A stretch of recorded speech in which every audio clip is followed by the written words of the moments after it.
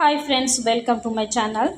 முதல்வர் விஜய் அவர்கள் நிதி ஆயோக் கூட்டத்தை முடித்துவிட்டு இன்று கர்நாடகாவில் உள்ள அம்மன் கோவிலில் தரிசனம் செய்யவிருக்கிறார். அதைத் தொடர்ந்த செய்தியை தான் நம்ம இந்த வீடியோவில் பார்க்க போகிறோம். நம்ம சேனலில் முதல் முறையாக பார்க்குற விஜய் ரசிகரை நீங்கள் சப்ஸ்கிரைப் பண்ணுங்கள், கூடவே பெல் ஐக்கானையும் கிளிக் பண்ணுங்கள். அப்போ தான் போடுற வீடியோ உடனே உங்களுக்கு வந்து சேரும். முதல்வர் விஜய் அவர்கள் 3 நாள் பயணமாக டெல்லி சென்றிருந்தார். நிதி ஆயோக் கூட்டத்திலும் கலந்து கொண்டார்.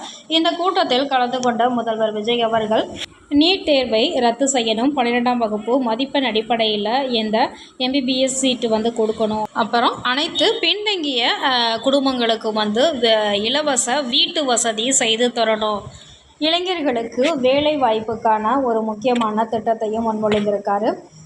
பயிற்சியுடன் கூடிய பயிற்சி ப்ளஸ் உதவித்தொகையுடன் கூடிய படிப்புகளுக்கு வருஷத்துக்கு 5 லட்சம் நிதி உதவி வேணும் அப்படின்னு சொல்லி கோரிக்கை வச்சுருக்காரு. எய்ம்ஸ் மருத்துவமனை 2வது கோயம்புத்தூரில் திறக்கணும் அப்படின்னு சொல்லியிருக்காங்க. ரயில்வே வழித்தடத்திற்கான ஒரு கோரிக்கையும் வச்சுருக்காரு. பெண்களுக்கான கிராமப்புற பெண்களுக்கான வாழ்வாதாரத்தை மேம்படுத்தும் விதமாக மகளிர் சுய உதவி குழுக்கள் மூலம் அவர்களுக்கு நிதி உதவி அளிக்க வேண்டும் என்றும் முதல்வர் அவர்கள் கோரிக்கை வச்சிருக்காரு. 3 நாள் பயணமாக இந்த நிதி ஆயோக் கூட்டத்தை முடித்துவிட்டு முதல்வர் விஜய் அவர்கள் இன்று கர்நாடகாவில் உள்ள கொல்லூர் மூகாம்பிகை கோயிலில் இன்று பிற்பகல் 3 மணி அளவில் வழிபாடு நடத்துவதாக தகவல்கள் வெளியாகியிருக்கிறது. அதனைத் தொடர்ந்து விரைவில் மீண்டும் சீரடி சாய்பாபா கோவிலுக்கு செல்லவும் முதல்வர் விஜய் அவர்கள் திட்டமிட்டுள்ளதாக தகவல்கள் வெளியாகியிருக்கிறது.